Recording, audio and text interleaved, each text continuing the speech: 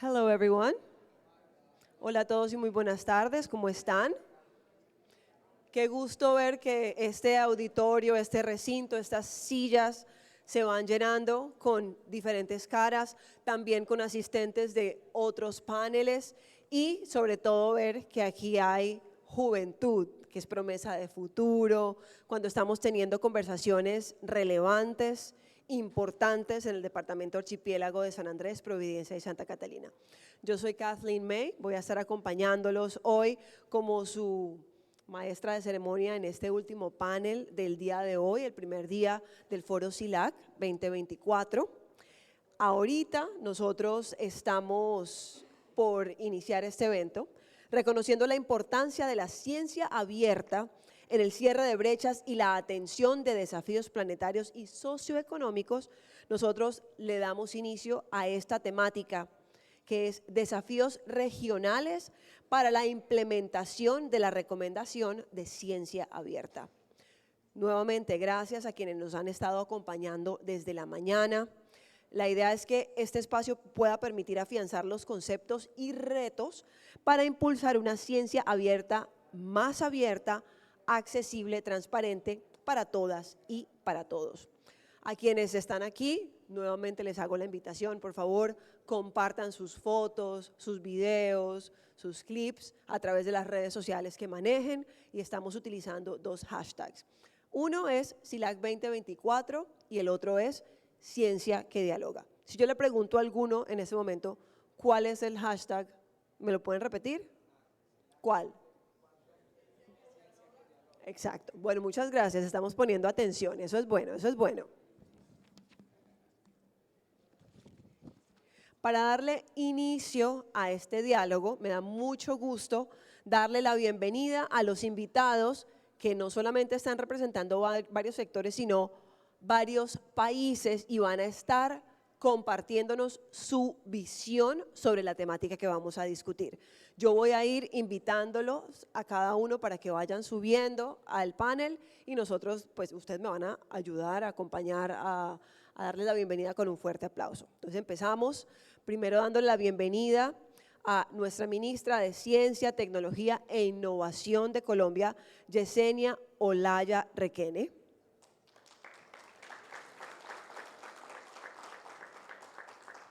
Sea bienvenida, ministra. Yo creo que no me voy a cansar de decir lo complacidos que estamos en San Andrés, que esta, como dice estoy tomando las palabras prestadas de uno de los titulares de la prensa, que esta tumaqueña haya puesto a San Andrés, Providencia y Santa Catalina como el epicentro de la ciencia y la tecnología en el evento más importante que hay sobre este tema. Vamos también a darle la bienvenida a José Mauricio Pineda, ministro de Educación de El Salvador.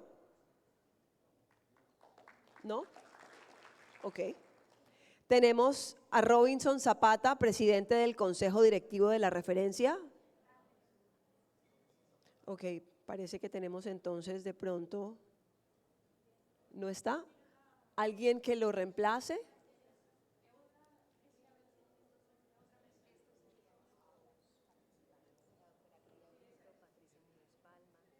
Ok, bueno, aquí estamos para solucionar y esto no es un problema, ¿cierto? Estamos hablando de ciencia y tecnología y a veces la ciencia y la tecnología nos fallan. Entonces ya sabemos que queremos una inteligencia artificial, que es el panel que acaba de terminar, que nos ayude con este tipo de cosas para facilitarnos la vida. Entonces vamos, pues ya le dimos la bienvenida a nuestra ministra. Vamos entonces a darle la bienvenida también a Lidia Brito de la UNESCO, la directora general adjunta de Ciencias Naturales, quien también nos dio la bienvenida esta mañana. La bienvenida también a Patricia Muñoz Palma de la Agencia Nacional de Investigación y Desarrollo ANID de Chile, subdirectora de redes, Estrategia y Conocimiento. Tiago Emanuel Núñez Braga, del Instituto Brasileño de Información en Ciencia y Tecnología, en capacidad de director. Andrea Armas Rodríguez, Ministerio de Ciencia, Tecnología y Medio Ambiente de Cuba, bienvenida. Ana María Seto Kramis, titular de Cátedra UNESCO de Diplomacia y Patrimonio de la Ciencia.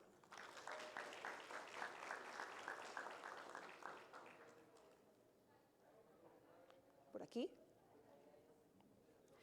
Y vamos a recibir a nuestro moderador, Francisco Silva Garcés, cofundador de la Fundación Open Lab Ecuador, Laboratorio Ciudadano de Tecnologías y Cultura Libre. Sean bienvenidos. Recuerden compartir sus experiencias y lo que quieran para poder abrir este conocimiento a las otras personas a través de sus redes sociales. Señor moderador, el micrófono es de usted, pero ustedes me les dan un aplauso, por favor.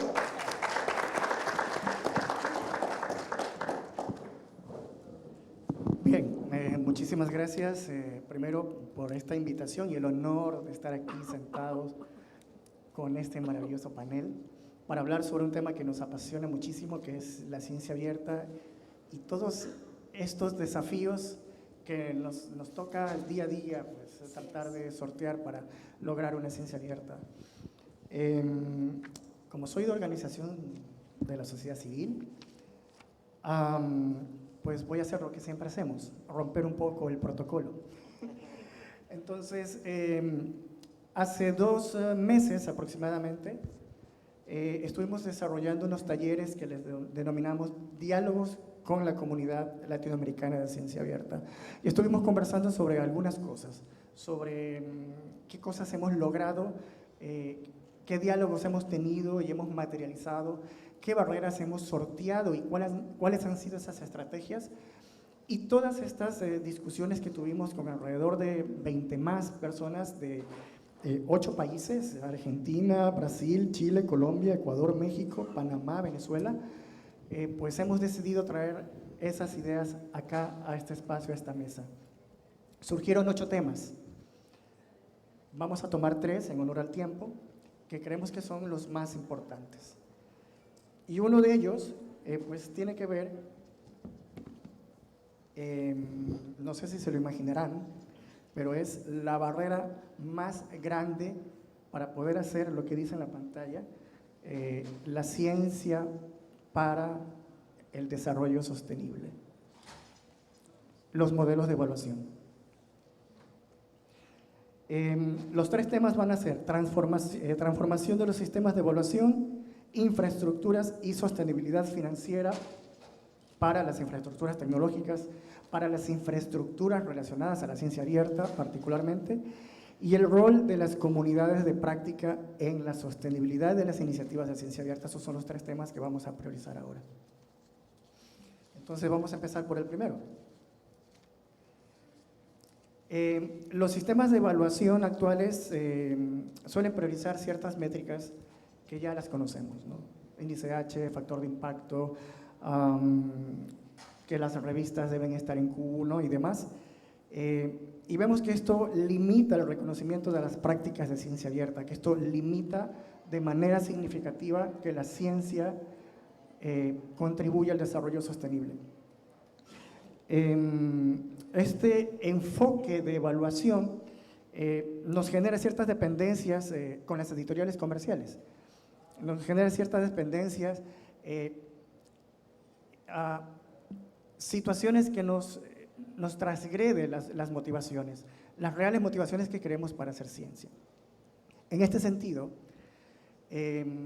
voy a dejar esta pregunta abierta para todo el panel sobre qué políticas deberían de adoptar nuestros países, y no me refiero de manera individual, sino de manera colectiva, como región, para hacer posible que la ciencia pues cumpla los objetivos que queremos, ¿no? Que sirva a la sociedad, al desarrollo sostenible. ¿Cómo podemos reformar estos modelos de evaluación que tanto daño nos están haciendo? Y pues el decenio nos va a quedar corto si es que no transformamos estos modelos de evaluación. Entonces, nos gustaría escuchar desde sus perspectivas sobre esta problemática.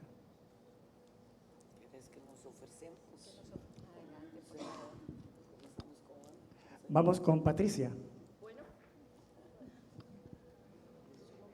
y de ahí vamos con Ana María. Perfecto. ¿Aló? Sí, hola. Bueno, buenas tardes a todas y a todos. Gracias por la invitación. Un honor es compartir el panel con todas estas personas que son tan reconocidas como voceras de la ciencia abierta y de lo que es el quehacer científico y sobre todo la democratización del acceso al conocimiento científico, como es Ana María y todas las presentes. A ver, yo creo que particularmente estamos viviendo una reforma a la gestión de la generación de conocimiento científico y por lo tanto el hecho que en este evento tan importante parte del relato sea ciencia abierta, democratización del conocimiento y el acercamiento a la sociedad permite pensar que para llegar a cumplir ese relato y ese objetivo de ese relato tenemos que repensar cómo estamos viendo la ciencia, la generación de conocimiento, la circulación de ese y por eso a nivel global y no solamente en Latinoamérica existen ya instancias de cooperación y de discusión que colocan en este proceso qué es lo que estamos evaluando, qué queremos de la ciencia. Por lo tanto, si bien tú lo mencionaste, las métricas que pueden ser un factor importante, disciplinar, y que han sido por años parte de cómo se mide el éxito científico o la competencia científica, también pasa de que si el relato pasa hacia los ciudadanos o hacia las disciplinas o para romper brechas que tienen nuestro ecosistema, la mirada tiene que ser un poco más amplia de lo que estamos viendo hasta ahora. Y en ese escenario es donde uno piensa, si tenemos políticas de acceso abierto, si tenemos políticas de ciencia abierta, ¿cómo vamos a medir que los investigadores, los incentivos de esos investigadores están asociados también a ese quehacer comunitario, a esa forma nueva de replantear la generación de conocimiento científico? Y creo que ahí es importante señalar que en la región ya hay grupos que estamos trabajando y discutiendo esto porque la tensión existe a nivel global y la forma de cómo medir y cómo salir de eso creo que tiene que ver con ampliar la mirada y que la retribución, por ejemplo, para las políticas públicas, el hacer ciencia ciudadana, es que los investigadores puedan comunicar bien la parte científica, también tiene que tener una mirada de éxito a la carrera y al proyecto y a la trayectoria científica de cada uno de nuestros investigadores. Más aún cuando son financiados con fondos públicos, creo que el rol es ahí más importante de retribución a la sociedad y a las comunidades y a todas las comunidades. El acceso a los datos científicos también es un tema que está parte de la gran discusión y de tensión que existe de quién son los datos o cómo manejamos los datos y lo que hemos logrado como región por distintas etapas y a través de distintas organizaciones, como puede ser la articulación que logramos entre los países de la referencia, hemos logrado estar discutiendo sobre el acceso a la información científica y a los datos científicos.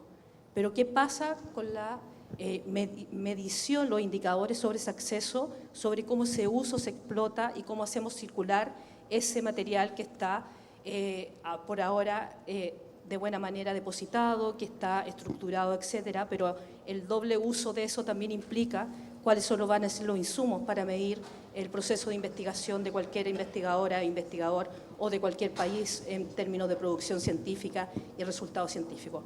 Entonces creo que la ciencia abierta nos tensiona el ver una mirada mucho más amplia de lo que es la ciencia y lo que estamos midiendo, y es donde también invito que la articulación de los países de la región es muy importante, porque lo que tenemos que hacer y levantar es un proyecto conjunto de qué indicadores, qué datos y qué queremos medir como éxito para la ciencia abierta en la trayectoria de un investigador, de una institución que financia ciencia o de las propias universidades que generan conocimiento. Eso. Muchas gracias. Gracias. Sí, no podemos estar en desacuerdo con lo que acabamos de escuchar, ¿verdad?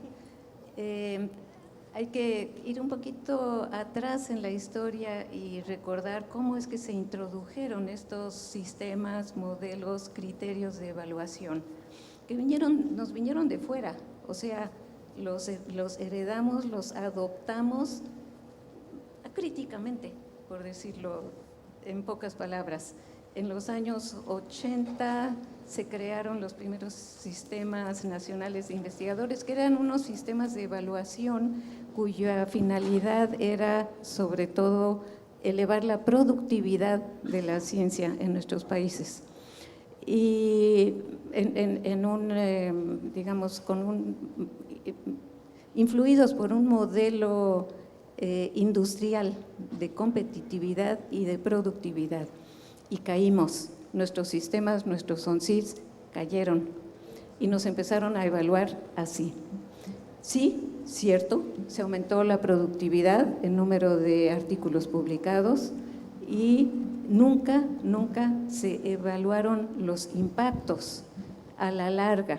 O sea, era necesario quizá en ese momento sí poner a todos nuestros científicos a trabajar, a ponernos a trabajar y a publicar, pero esto produjo varias consecuencias, varios efectos que podrían considerarse colaterales, pero que han tenido una huella realmente muy profunda y que ahora tenemos que ver cómo resolvemos, ¿no? Porque han dado lugar, y no solamente en los países de nuestra región, sino en todo el mundo, a esa afán por publicar, sin que eso signifique, y hay análisis al respecto, que eso permita que avance la ciencia realmente en lo que debe avanzar, en los fundamentos, en la base, ¿no? La base científica. Se produce más, pero no se produce mejor. Y esto fue muy impulsado por el negocio de la ciencia, por la comercialización. Entonces, cambiar los sistemas y los criterios de evaluación, que hay que hacerlo y estamos todos de acuerdo, está muy ligado a la comercialización de la ciencia, a los intereses de pues, las grandes editoriales que hacen un negocio fantástico con nosotros, con todos los que queremos publicar en esas revistas, ¿verdad? Y queremos publicar en las revistas de corriente principal porque son las que nos dan estatus. Ha habido un cambio también en la práctica, en la motivación, desgraciadamente, que tienen los científicos para hacer su trabajo. Y el cambio no ha sido para mayor beneficio social, sino para mayor beneficio individual. Y eso hay que cambiarlo. En América Latina, sí, en efecto, en el área de ciencias sociales se está avanzando gracias a, sobre todo a los esfuerzos de Claxo y otros también. En el área de ciencias naturales y exactas las cosas van mucho más lentas. Es más, si acaso se llega a mencionar la necesidad de cambiar los criterios de evaluación, de aislarse de los rankings, de no usar el factor de impacto y el índice H, etcétera, como parte del currículum. Yo creo que hay mucho que trabajar en el área de las ciencias naturales y exactas y ojalá se adopten políticas que vayan en ese sentido.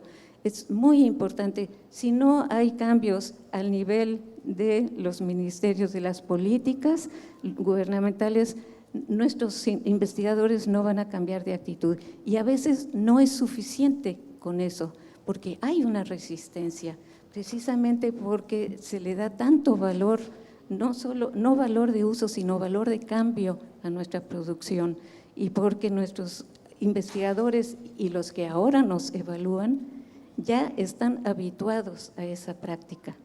Entonces, bueno, pues eso significa que los cambios de criterios de evaluación y de modelos de evaluación tienen que venir acompañados de los otros aspectos del movimiento de la apertura de la ciencia.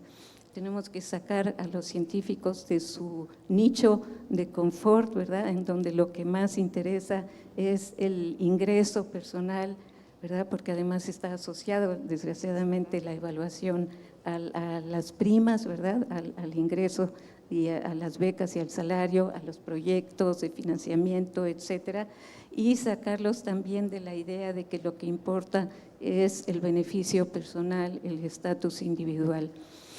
Comparando con lo que veíamos cuando la Conferencia Mundial sobre la Ciencia de 1999, en ese sentido no hemos avanzado, hemos retrocedido. Gracias. Bueno, buenas tardes. Y no quiero parecer cansona, pero debo reiterar mi agradecimiento a la UNESCO y al Ministerio de Ciencia de Colombia, porque realmente me siguen llenando de oportunidades. Y creo que verme sentada aquí en este panel, delante de profesionales de tan alta competencia en este tema, pues un poco me reduce y me empequeñece, ¿no? No soy experta en el tema de la ciencia abierta, pero sí conduzco políticas científicas en mi país y realmente la práctica devela diariamente las complejidades que tiene el proceso de evaluación y las limitaciones que tiene la manera en la que lo hacemos en estos momentos. Entonces, nosotros somos del criterio que la política de evaluación no debe centrarse exclusivamente en el reconocimiento de determinadas publicaciones científicas, sino que se deben reconocer y promover más la bibliodiversidad, el multilingüismo, discúlpenme, y también se deben incluir elementos que permitan realizar una evaluación integral del desempeño de las instituciones y de los investigadores. Más allá de las publicaciones, yo creo que el tema de la calidad del resultado tiene que estar en el centro de la atención. En el orden más práctico, a veces nosotros intentamos favorecer un sistema nacional de investigadores. Estamos, al menos en mi país, en Cuba, en estos momentos concentrados en el diseño de una propuesta. Y sin embargo, ese diseño se nos ha ido complejizando a partir de homogeneizar esos indicadores y realmente ser serios y que al final el resultado sea equitativo y haya equidad en eso, pues se convierte en algo bien complejo. Hoy en el almuerzo pues escuchaba los criterios de colegas de otros países y la realidad es en todos, ¿verdad? Es algo que hoy nos marca en este sentido. Yo creo que en mi país incluso tenemos algunas oportunidades o bondades que nos da, porque el propio sistema de ciencia, tecnología e innovación en Cuba parte de premisas que son muy similares a la ciencia abierta, en el orden de que busca esa equidad, esa colaboración, ese trabajo conjunto. Sin embargo, el desafío es fuerte. Y a veces entre los propios académicos y los propios investigadores, pues usted se da cuenta que hay diferencias de criterio, conceptos que no siempre ayudan o favorecen.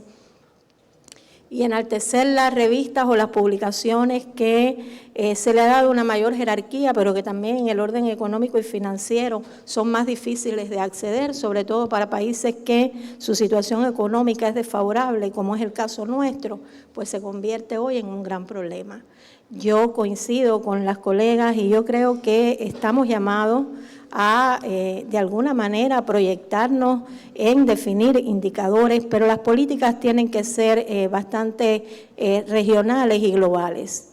Un solo país puede adoptar políticas, puede establecer sus tendencias, pero nos movemos en un entorno global donde define también cómo se mueve el resto del mundo. Y Latinoamérica tiene ejemplos ya, yo creo, posicionados en el orden propio de las revistas Diamante, la Redalic, un grupo de iniciativas que han tenido lugar y que favorecen irle dando respuesta a estos desafíos, pero realmente es complejo, por su propia naturaleza, por la cantidad de actores, por las condiciones reales que tienen nuestros países y porque además también demanda financiamiento, demanda recursos para poder ir logrando esa transformación. Entonces, les doy las gracias nuevamente por la posibilidad de compartir con ustedes estos criterios y yo soy una convencida, aunque no sea experta del tema, que la ciencia abierta es el camino para ir reduciendo esas brechas que tenemos y tener un acceso al conocimiento que sea el que requiere el mundo hoy. Gracias. Muy bien, sí, América Latina es líder en acceso abierto Diamante, es un referente global en infraestructuras abiertas, está la Tindex, Cielo, Redalic, la referencia. Tenemos mucho que enseñar al norte, definitivamente, pero la gran pregunta es, ¿y llegaremos a ser un referente en cuanto a la transformación de los modelos de evaluación?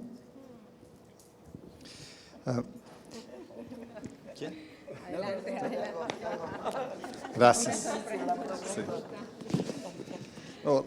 La cuestión que tenemos en cuenta es que las infraestructuras de información, ellas son muy importantes para que esta evaluación se dé muy clara, muy transparente. Y lo principal punto, disculpe por mi portuñol, soy de Brasil, pero si no entiendes, puedo intentar de nuevo. La cuestión es que los investigadores de Latinoamérica, de África, de otros países, a ellos no hay tiempo. Y tiempo es la cuestión, lo que tenemos que evaluar. Porque para hacer una ciencia abierta es necesario tiempo de trabajo, tiempo de vida. Y lo que creo que es necesario es evaluar lo tiempo que las personas dedican para hacer la ciencia abierta. Entonces, si queremos un modelo de evaluación que priorice la ciencia abierta y que priorice la ciencia que se queda junto con la sociedad, como la ministra Yesenia dijo hoy temprano, que la sociedad vea la ciencia y viva la ciencia, tenemos que evaluar el tiempo para que esta conexión entre ciencia y sociedad sea construida. Lo tiempo de revisión de los artículos, lo tiempo de popularización de la ciencia en las redes, en los espacios sociales, el tiempo de los servicios editoriales, porque hay mucho servicio, entonces tenemos que también evaluar, y lo tiempo de la construcción de las infraestructuras. Con estos puntos es posible tener una evaluación de la contribución para la continuidad de la ciencia. Y yo pienso que si es posible hacer esto, es necesario que tengamos un ecosistema que mapea a estos tiempos que son dedicados. En IBICT nosotros tenemos un ecosistema que se llama BR-CRIS, que es un sistema de investigación corriente, que mapea el proceso desde el financiamiento de la investigación hasta las publicaciones, hasta las instituciones y hasta los productos como software, como patentes, todos los pasos para la construcción de la ciencia. Entonces, creo que en resumen es esto. Tenemos que tener herramientas para evaluar los tiempos que los investigadores dedican de su vida para compartir la ciencia con toda la sociedad. Bueno, muchas gracias. Bien, quizás voy a iniciar por un tema que Ana María lo puesto en la mesa, que es la cultura que tenemos, ¿no? La cultura de la producción y de los procesos científicos. Y la verdad es que la ciencia abierta requiere ese cambio cultural. Entonces, tenemos que pasar de una ciencia competitiva para una ciencia colaborativa, ¿no? Tenemos que cambiar la visión de la ciencia como un producto para la ciencia como un proceso transformador de las sociedades humanas, ¿no? Y también una cultura de que la ciencia es para pocos, para una cultura de que la ciencia es de todos, con todos, para todos, y eso es un cambio también cultural importante. Entonces, nuestra recomendación de ciencia abierta de la UNESCO habla de este cambio cultural importante, ¿no? De competencia para colaboración, de producto para proceso transformador y de exclusivo para inclusivo y participatorio. Entonces, si pensamos que es un cambio cultural, tenemos que pensar quién cría esa cultura y quién mantiene esa cultura. Entonces, en mi perspectiva, tenemos varios niveles El primer nivel, y ya hablaron mis compañeras, de dos. Uno que son el investigador como tal, individual, ¿no? Y cómo hacer ese cambio, decir, voy a cambiar la manera como hago ciencias porque es mejor para mí, es mejor para la ciencia que quiero todavía hacer y es principalmente mejor para toda la humanidad. El segundo actor que también ya fue mencionado acá son los gobiernos, con sus políticas nacionales, con financiamiento, con incentivos, con todo. Pero nos habló todavía, para mí, del actor más importante. Y esos son nuestras universidades, son nuestras instituciones de investigación. Es el liderazgo a nivel de las universidades, de los centros de investigación, que se pueda hacer ese cambio de cultura profundo, porque ese cambio está ahí muy arraigado a la cultura universitaria y la cultura académica, como paso de profesor asistente para profesor asociado, para profesor catedrático, para eméritos, ¿no? Todo eso, y como decía Ana María, muy traído quizás de sistemas que eran muy diferentes, hasta de cómo nuestras universidades fueron criadas, del alma de las universidades.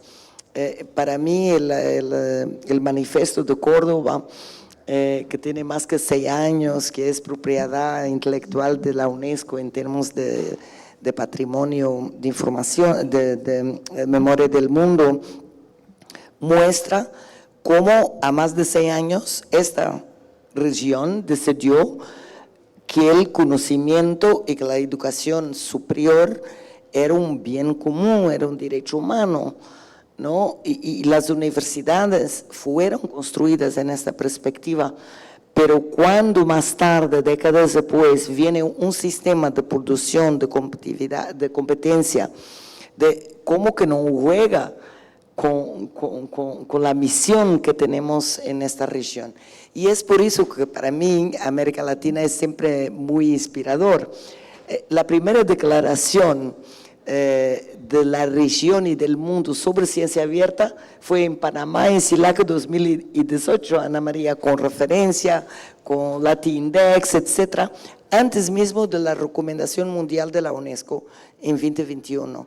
¿Y por qué? Porque está vivo en las comunidades de investigación que tenemos, pero que las instituciones, tanto las universidades, los centros de pesquisa, como en los gobiernos, señora ministra, no está ese cambio cultural, no tenemos los incentivos. Entonces, mi propuesta, estamos en CILAC.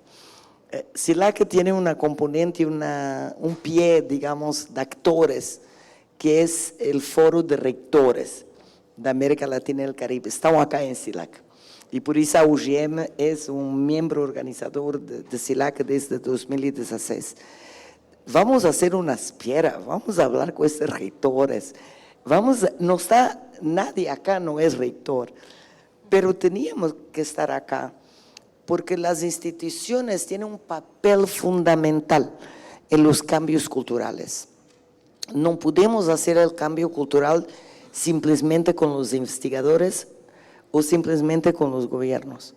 Tenemos que tener todos, y concordo mucho que no es un cambio que solo América Latina puede hacer, que es necesario conectar con el mundo global, pero esta región ya comenzó el cambio. Pero es un cambio cultural y por eso tenemos que tener liderazgo, y tenemos que tener liderazgo en todos los actores, así que muchas gracias.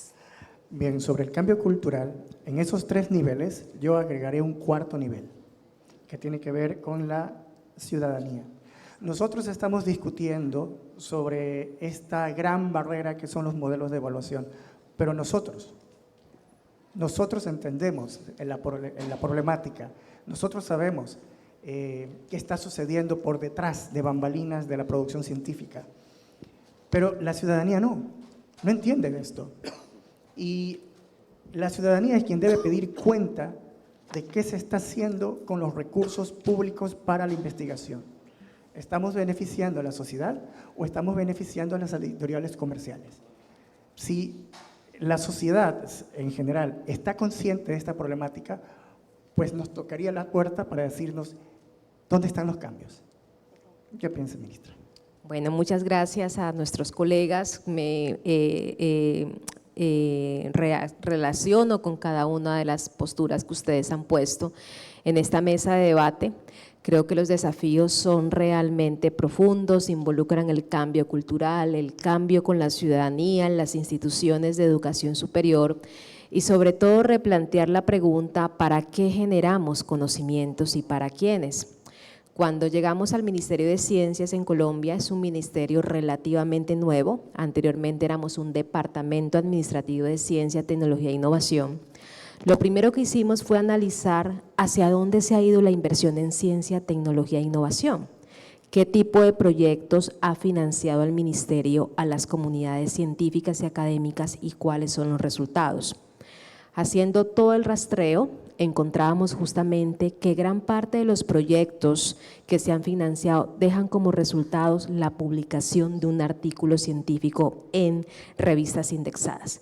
Es importante, porque impacta la vida del investigador. Sin embargo, hicimos un cambio en esa arquitectura institucional para que todo proyecto de investigación nos deje de manera concreta tecnologías e infraestructura tecnológica. ¿Por qué? Porque eso es lo que genera la transformación desde lo social. La publicación del artículo es valioso, pero tiene un impacto individual, que para el caso de Colombia se va a ver reflejado en el nivel salarial de los investigadores. Y si estas investigaciones se están financiando con recursos públicos, esa generación de conocimientos debería dejar, además del artículo de investigación, resultados concretos en la vida de las comunidades. ¿Y cómo vemos esos resultados? ¿Dónde están los centros de investigación?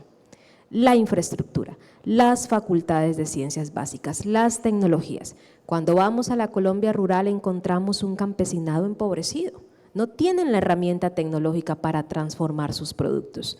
En Tumaco llegamos a las comunidades donde los cultivos ilegales de la coca son muy fuertes y nos dicen la comunidad, queremos transitar hacia los cultivos de cacao, pero necesitamos la planta transformadora de cacao. Entonces pensamos que desde el Estado se deben financiar proyectos que impacten la vida de las comunidades. El artículo debería ser un derivado, pero no el centro de la financiación. Entonces es entender también hacia dónde se mueven las institucionalidades de los ministerios de ciencia, nuestras prioridades en investigación y en inversión y los desarrollos tecnológicos que queremos realizar. Y en este mapeo también una de las prioridades del gobierno del cambio ha sido aumentar la inversión en el sector de educación. Más infraestructuras, más sedes universitarias públicas y gratuitas para las comunidades. Esto es importante porque si queremos desarrollar las comunidades, los jóvenes tienen que tener las facultades de ciencias básicas en sus comunidades. ¿Dónde los jóvenes de Buenaventura van a hacer ciencias básicas, desarrollo de inteligencia artificial si no tienen la facultad y no tienen la generación del conocimiento y la tecnología? Entonces es mirar qué es lo prioritario en este contexto y sobre todo cuando las fuentes de financiación vienen directamente del Estado. Claro, eso nos ha generado interpelaciones fuertes con las universidades, porque lo que ha hecho el Ministerio de Ciencia ha sido ser una fuente de inversión directa. Teníamos publicaciones para apoyar la publicación, convocatorias para apoyar la publicación de artículos, que lo consideramos válidos, pero hay otras prioridades. Nosotros consideramos que la ciencia realmente debe responder a necesidades concretas y ahí necesitamos el saber científico. Entonces yo creo que hay complejidades muy profundas que tenemos que debatir de manera muy también acelerada, porque esto tiene que impactar las políticas de gobierno y que no sean decisiones transitorias, sino decisiones a largo aliento. La negociación con las editoriales, en el caso de Colombia el gobierno no negocia directamente con las editoriales, lo hace un consorcio de universidades públicas y privadas. Ahora estamos solicitando modificaciones porque el Ministerio de Ciencias entrega los recursos al consorcio y el consorcio se encarga de la negociación. el gobierno debe sentarse con las editoriales, de la mano con las universidades, porque es la única forma de poder incidir directamente en la transformación del modelo que queremos lograr. Entonces estamos haciendo esas adecuaciones para que en las próximas negociaciones con las grandes editoriales, el Ministerio de Ciencia y el Ministerio de Educación, porque trabajamos de manera coordinada, logre tener una silla en esa mesa de negociación directa y no a través de intermediarios. Esto no gusta. Por supuesto que no gusta, incomoda a ciertas universidades, porque hay una cultura ya que se ha establecido. Nos han llevado a un nivel de mercantilización del conocimiento que encontramos universidades que tienen sus propias cooperativas para negociar con las editoriales. El Ministerio entrega recursos y encontramos que los accesos a los portales de investigación son limitados para ciertos miembros de la universidad, doctores, ciertos centros de investigación, ni siquiera es democrático. Porque ahí no acceden los jóvenes de pregrado, los jóvenes de maestría, sino por lo general información de alto nivel doctorado y estancias postdoctorales. Y esto también yo creo, colegas, que tiene que interpelar la sensibilidad social. Estamos muy de acuerdo en que la ciencia es un bien común, el derecho humano a la ciencia, el conocimiento como bien social, pero tenemos que dejar al lado los privilegios económicos que eso nos deja. Y si eso no incomoda y no dejamos al lado los privilegios y no nos interpela las sensibilidades, vamos a seguir en las mismas discusiones. ¿Quién cede el salario para ciencia abierta? Es ahí donde tenemos que debatir, porque eso se define en modelos económicos concretos.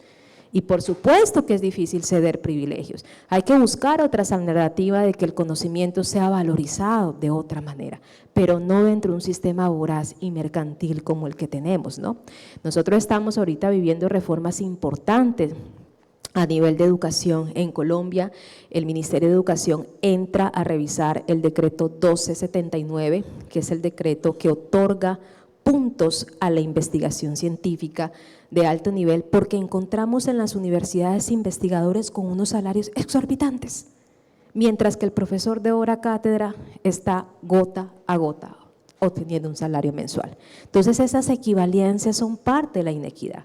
Y aquí es un tema también, ¿quiénes van a ceder los privilegios? ¿Estamos de acuerdo en ceder los privilegios para modificar los sistemas?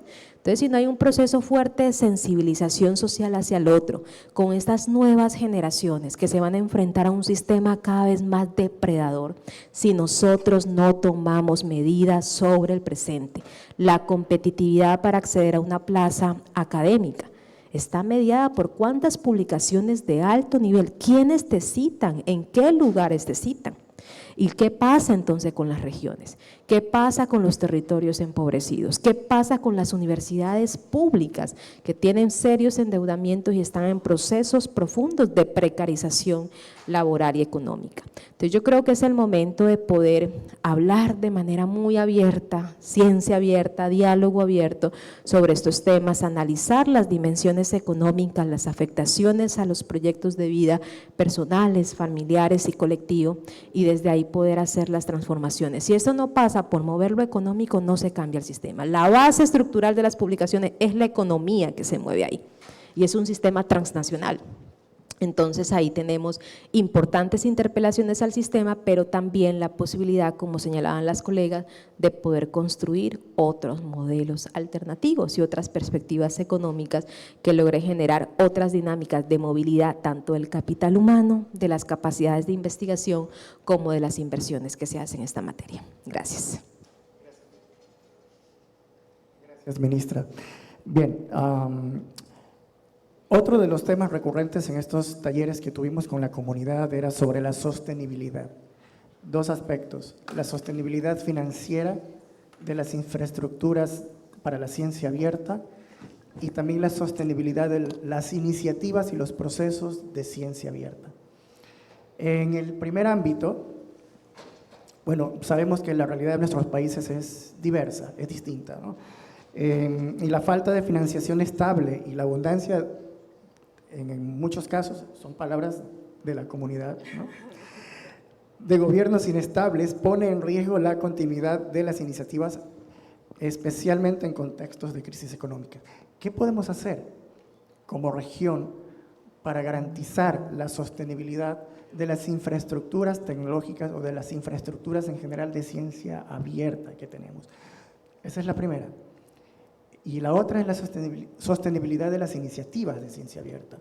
Colombia es un ejemplo. La política que ya tiene Colombia fue forjada, o fue, digamos, trabajada con una gran comunidad que yo he visto que tiene Colombia, de académicos, científicos, que trabajan, que estudian la ciencia abierta, que ha logrado impulsar esta política ya varios años atrás, ¿no? El caso de Ecuador, el caso de Chile, que hay una comunidad grande que trabaja juntos para poder sacar una política. Una política no se hace solo, una política se hace con actores que ayudan a codiseñar, co-crear, implementar y monitorear.